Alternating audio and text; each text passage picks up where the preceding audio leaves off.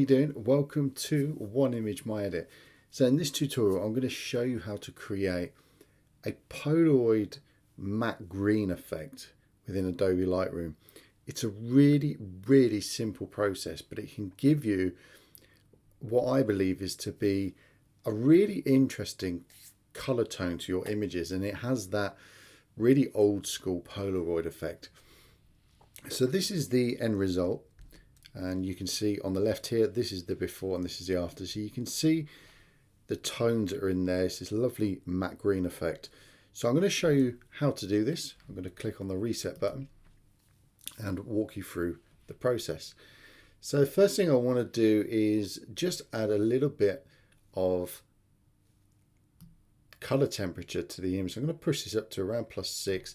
That's just to bring out a little bit more yellow within the picture, because this is quite dark around here. So we're just going to brighten up them blues and push them towards the yellow a little bit more. I'm then going to come down to the contrast, and I'm going to increase that to about +20. That's enough just to give us a little bit of contrast on this image and to make it pop a little bit. The highlights, I'm going to bring them down to -10, so it's just a smidgen. There's not a lot there. But the shadows, I'm going to push this right up to +50.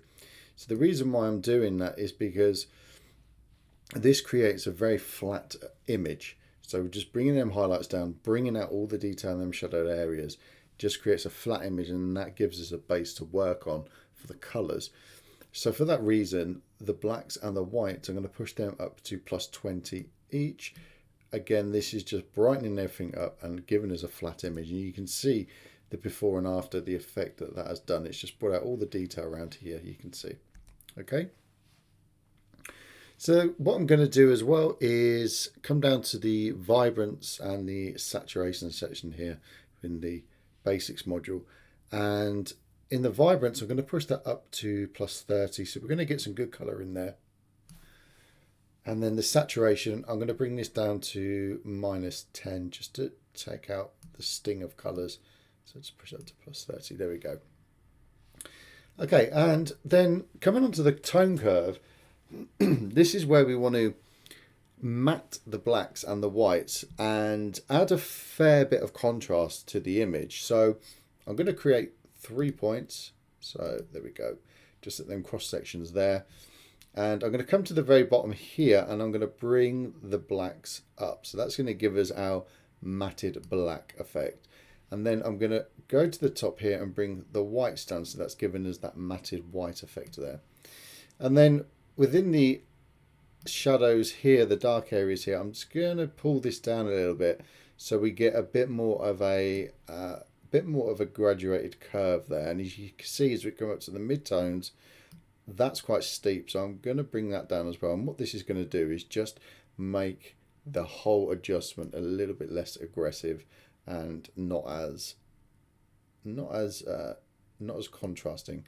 So there we go. That's given us a nice sort of S curve there, and you can see that the whites and the blacks, they are quite steep there, but that's because we matted them off. So that's why we have that shape, so to speak.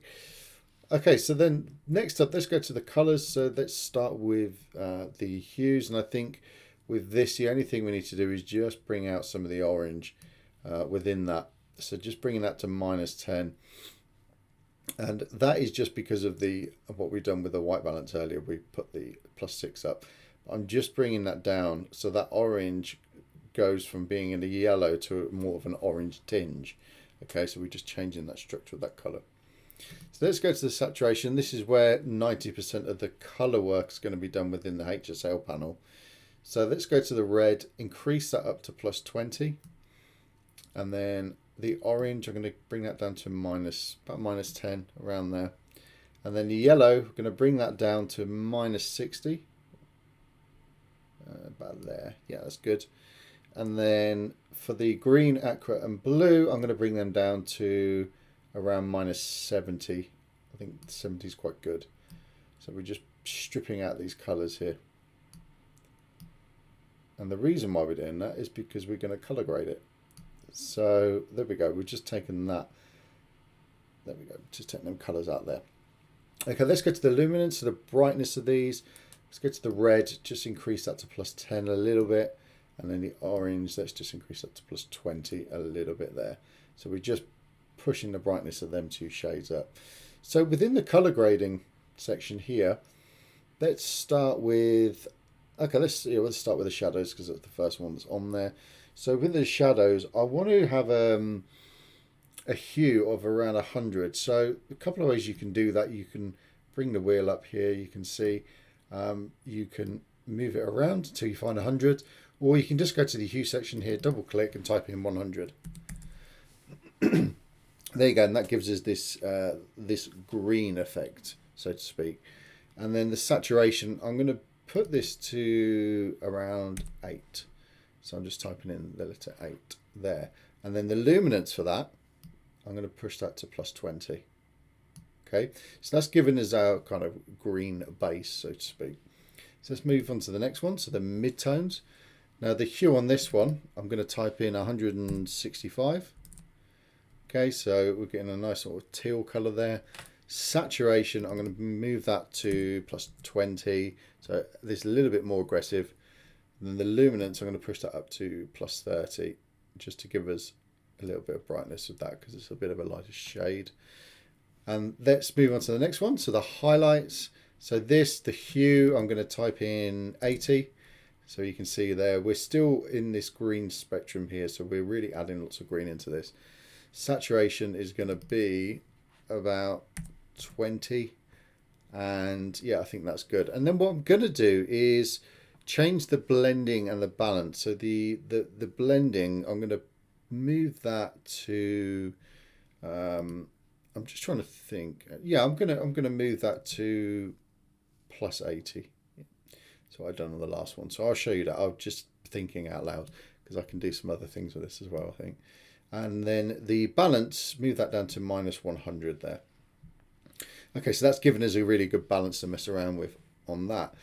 Let's come down, and I think with always, it's really important when you're doing this kind of work is to think about noise reduction, because you don't want to not have it, because we've really messed around with these colors. So let's just go to +10 on the luminance there and +10 on the color detail there. I think that's really, really important. You may need to push that a little bit more depending on your own particular image. Push it to 11. But that really, really helps, just because of yeah, the colors that we've been messing around with. So if we look at that, that's actually the finished process. Obviously you can come back up to here if you want to, and you can tweak these, mess around. We could potentially play around with texture and clarity. We could add a little bit of texture onto there if we wanted to, but not too much because we don't want to get too aggressive. Maybe dehaze, we could push that up a little bit as well, maybe +20, something around there. That will give us a nice effect as well. But again, depending on your image will depend on your final decisions and therefore result. So if we look at that, then I'm going to press the Y key on the keyboard, and you can see there is the before and after. So that is how you produce that green Polaroid effect. I think is really, really cool. You can use this for lots and lots of different genres of photography. This works really, really well for portraits as well, if you want a really dark and moody sort of almost, yeah, Polaroid effect look. It works really well on urban landscapes as well. I think they look brilliant like this. So that's how you kind of take a normal picture that's been exposed and then just color treat it and give it a little bit more of a urban grunge effect, so to speak.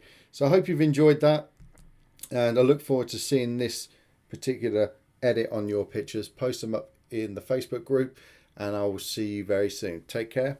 Bye bye.